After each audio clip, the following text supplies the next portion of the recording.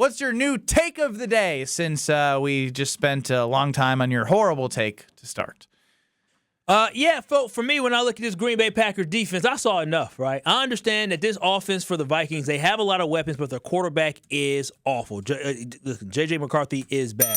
But what the Green Bay Packers were able to do to J.J. McCarthy is they made him not even look like an NFL quarterback. I've seen J.J. McCarthy allow for this team to lead this Vikings team down the field to take the lead against the Bears. I've seen them compete against the Ravens. I've seen them beat the Detroit Lions that we're facing this week. So I understand he isn't the best quarterback, but J.J. McCarthy has been below average, but the Green Bay Packers made him look like he did. Not below average. He's been the worst quarterback in the NFL. He's been bad. He's been bad, but he's been able. But again, they won. They were able to win football games with him. They were able to take the lead late in the fourth quarter with him. What the Green Bay Packers defense did yesterday, they made him look like he was a high school football quarterback. The Green Bay Packers defense harassed him. They made him feel ghost. They made him feel pressure. It was just a masterpiece done by the Green Bay Packers. Where do you guys realize there was a point yesterday where the Green Bay Packers at corner had a 7th-round pick in Carrington Valentine from a couple years ago, and a guy named Kamal Hadden that played in there. And what was his name? Kamal Hadden. Which one? Kamal Hadden. Because you said it wrong twice. Okay. But they had him out there, a 6th-round pick from a whole other organization that the Green Bay Packers picked up, and you didn't even notice. And they were going against Justin Jefferson and Jordan Addison, and the Green Bay Packers defensive line and pass rush was so solid. The linebacking play was so solid, even without Quay Walker, that they were absolutely able to stifle that offense. And the biggest play to me that really was the turning point for my mind mentally, like, okay, this defense is turning the corner. 3rd and 1, Kevin O'Connell puts the tight end under center, tries to sneak it, they stuff it. 4th and 1, they run the ball, the Green Bay Packers stuff them. They had 2 opportunities to get 1 yard, and your defense imposed your will on them. That is what elite defenses do. They get sacks, they force turnovers, and they made some big plays yesterday, and then they stop teams from doing what they want to do, especially when it comes to 1 yard. 1 yard in the NFL, it ain't easy to get 1 yard, but we see all the time, Brad, Ben, y'all see a QB sneak can get you 1 yard so easily. Nope, the Green Bay Packers stuffed it not once, but they stuffed them twice. To me, that shows me that this Green Bay Packers defense that's top 10 in overall sacks, is top 10 in yards allowed, that this defense is an elite defense that we are witnessing. So the Green Bay Packers offense better make sure that they're hitting on all cylinders, because you got yourself an elite defense that can get you to a championship. Be splitting hairs here a little defense. bit, but I don't think you can crown elite after the Vikings, right? That's my only pushback. I think this team is very good. I'm not sure they're elite. Texans, Broncos, Browns, Rams. Those are my top 4 defenses that I think are all elite statistically and great at every level. Here's the problem, Kyle. Yes, they dominated the Minnesota Vikings. But J.J. McCarthy, it's hard to describe exactly how bad he is. Saying below average was like such a compliment. EPA is a complicated stat, right? But basically, it tries to estimate what the average, what's expected of you when it comes to performance on any given play. So if you do well in EPA, you're doing more than expected. If you do worse, you're doing less than what's expected of you from an average NFL player. J.J. McCarthy, 851st out of 852 quarterbacks since 2000 in EPA. So basically, he is among the worst quarterbacks played in the NFL since the year 2000, based on this really in-depth stat. The only quarterback worse, Jamarcus Russell. Yep. That is shocking. Absolutely shocking. So I don't think by dominating J.J. McCarthy can you say, oh yeah, this Packers defense is elite. However, Kyle, they are 5th in points, 10th in passing defense, 7th in rushing, 6th in total defense. So they're a top 10 defense. Everything. They're knocking on the door at top 5. The problem is, you brought this up in the past too. They're 21st in turnovers. And that's after a stretch of more turnovers. So if you're an elite defense, you got to have more turnovers. Were they in the run game again? They are 7th. They were 3rd, and I think what's interesting is if obviously the game flow played out the way the Packers wanted it to after that muff punt, but Jahmyr Gibbs and David Montgomery. This is where I was going to go next. The Detroit Lions, they're 2nd in points when it comes to offense. They are still one of the best offenses in the NFL, right? Even with the Dan Campbell calling the plays back and all the things.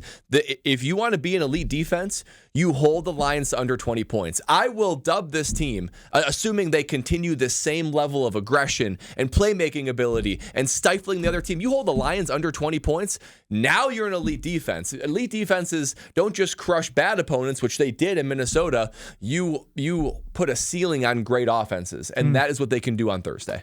So assuming they do that, I will be in your camp. But if the Lions score over 20 points and they're effective and Jahmyr Gibbs is out there putting up 125 total yards of they're not quite there yet. No, this is what I would say to that is that I believe this defense is elite because when you look at their opponents when they play great teams like the Eagles who have offense has been inconsistent. The Green Bay Packers defense was able to hold them, right? Like what I've seen from this team is that when we needed this defense to step up, they have stepped up. Every single loss that happened this year, the defense was not at fault. It fell on the offense. That's and how true. often can we say that in the past for the Green Bay Packers? Almost never. And so for me, the defense seemed like they have given this team every single opportunity to win in every football game. And that is what a defense needs to do. Defense needs to keep up. Did they feel elite against the Giants, though?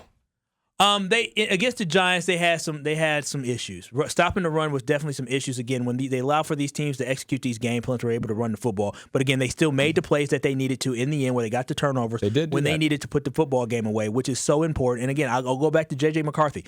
He's not a good quarterback, but J.J. McCarthy against the Detroit Lions, he did exactly what he needed to do in order for that team to win. J.J. McCarthy against the Ravens, they lost that football game, but he went for 248. Just last week against the Chicago. Wait a minute. Just let me fit.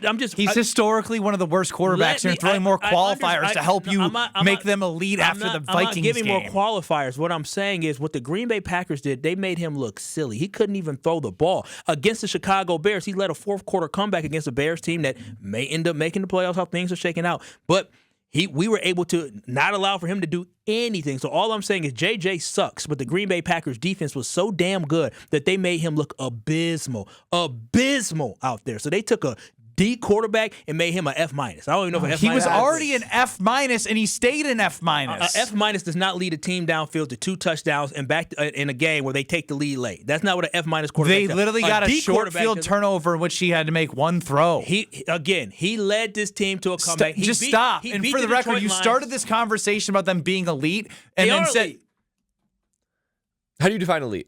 I don't care because I want to bring up the fact that everything he had said maybe isn't wrong, but we're going to find out more. And for you to even say after the Lions you can anoint them elite, that's too far. The Packers' toughest part of the schedule is the last half. And why you know it's the last half of the season is because you can look at what a strength of schedule is before the season even starts. It don't mean jack until games start being played. You now know that it's tough when you got to play the Lions. You got to play the Ravens, even though whatever. If I'm going against Lamar, I want to see my defense stop Lamar. I want to see them stop the Lions. I want to see them beat the Bears twice. Like, say what you want about the Bears. They've won enough games. We keep moving the goalposts. There's no moving the goalposts. It's called how the season progresses and who your opponents are. Look back at the records of the teams that they faced and look at the records of the teams they're about to play. So we get no credit for holding the Eagles to 2 you get points? credit, but you don't get to call a team elite when you're not in the elite categories, as Brad mentioned, of the other teams. Top 10 in we're through week 12, Kyle. They're top 10 in everything but top turnover. 10. That's not elite. Listen, this defense has not lost you not one single football game. That's because of the opponents they played. That's why I'm saying you're going to know if they're elite when you play the better opponents. Wait a minute. So the Eagles aren't a great opponent? Is that what we're sitting here saying? The majority of them. There is 12 games. When you can only point at the Lions and the Eagles. That's what the schedule has given us. I know, which is my point, that when you face more good opponents later, you're going to have you're going to be better to able dissect and figure out if they are or are not. Are they good to great and even great? Absolutely. Can you call them elite until they do it against the better teams in the schedule? You can't. I would say, but they're on their way.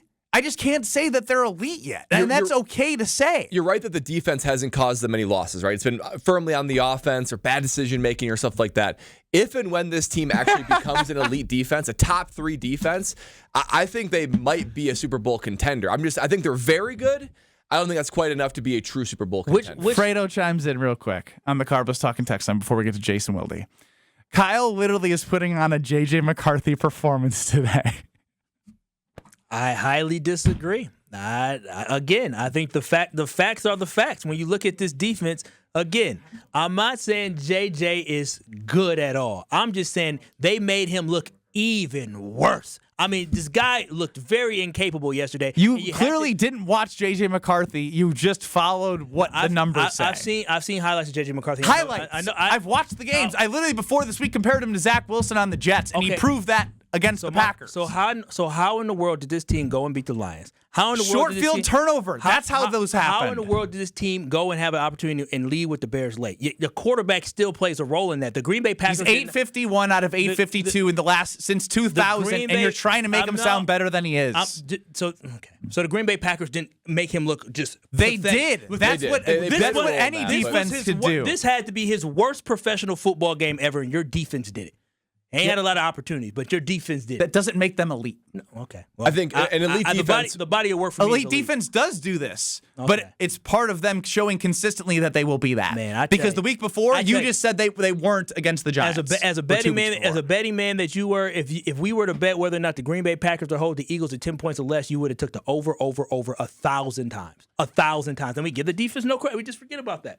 The defense has showed up for you. And against the Giants, you would have said they wouldn't have scored as many points as they did 1,000 times. It goes the same way, which shows that they're not elite yet. I was disappointed. Listen, elite defense. Hell, didn't the Giants put up damn near 50 against the Broncos?